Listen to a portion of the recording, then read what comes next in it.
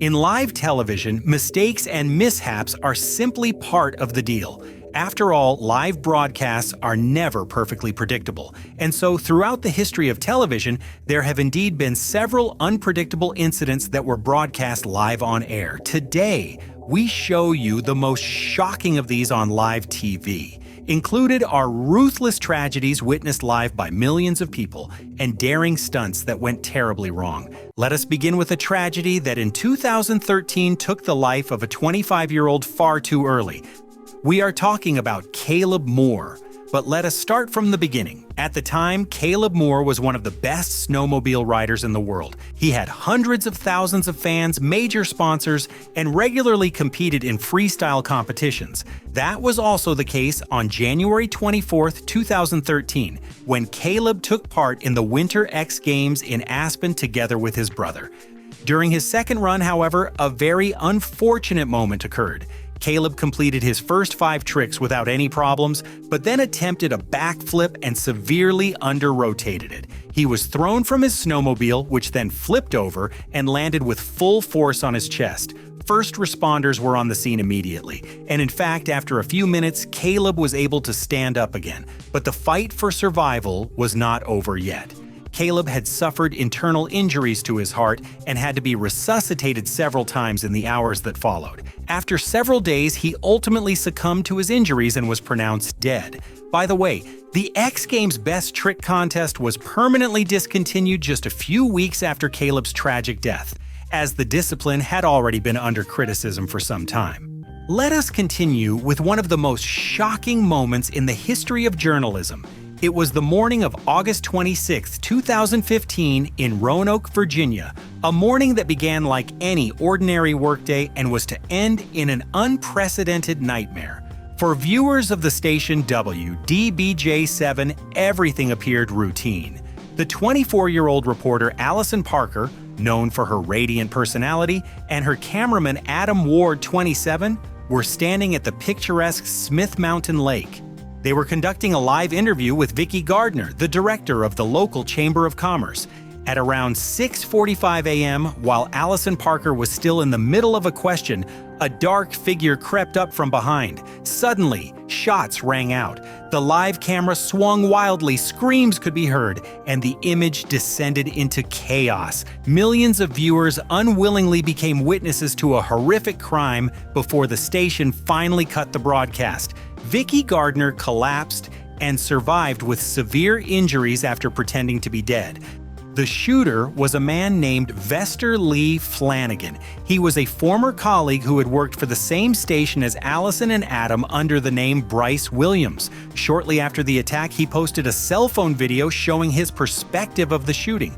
However, he was never punished for his actions, because only a short time later, he also took his own life. Let us move on to another tragic television moment that could only have happened in the United States. The starting point was a police chase that Fox News broadcast live on September 28, 2012.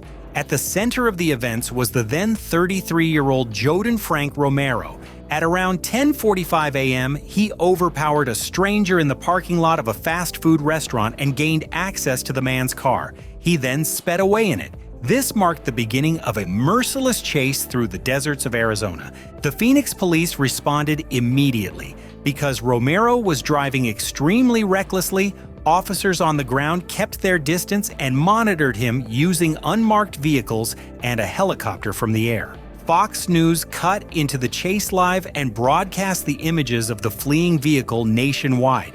The situation escalated further when Romero began shooting from the moving car at his pursuers and even at the circling helicopter. Near 500th Avenue, the vehicle finally came to a stop. Romero jumped out of the car and fled on foot into the barren landscape.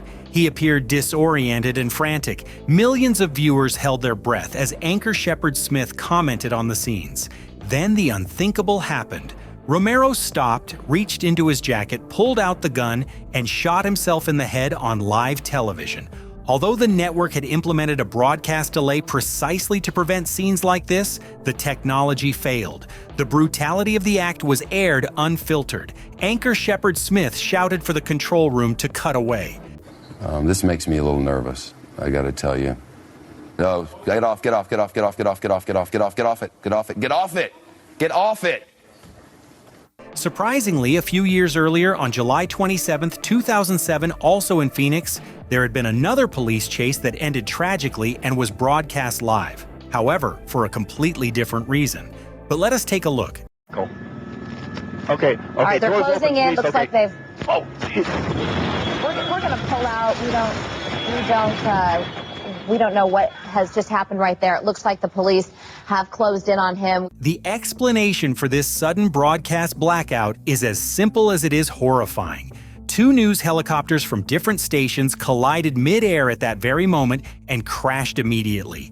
Two helicopter pilots and two cameramen were killed in the accident. The catastrophe made headlines nationwide and had far-reaching consequences. Since then, there has been a regulation in Arizona requiring all television stations to share a single helicopter in order to prevent such collisions in the future. Next, we come to one of, if not the most tragic death in German television history. This took place in 1994 during a ski race in Garmisch-Partenkirchen, which was broadcast live on German television at the time. The competition was going well until one of the favorites, former world champion and Olympian Ulrike Meier, took to the course.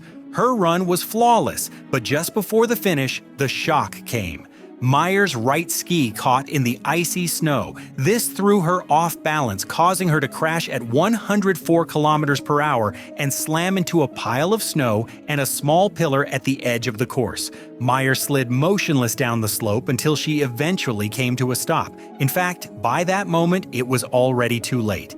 A later accident analysis revealed that Meier had broken her neck upon impact. What made it even more heartbreaking was that Meier had a 5-year-old daughter and had planned to retire from professional skiing after the 1994 season in order to devote more time to her family.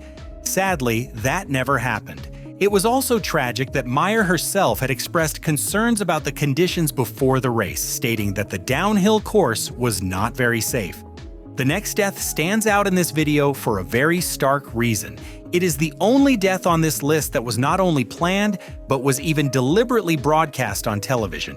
We are talking about the final moments of Saddam Hussein. For decades, he ruled Iraq with an iron fist, until his regime finally collapsed in the wake of the US invasion in 2003.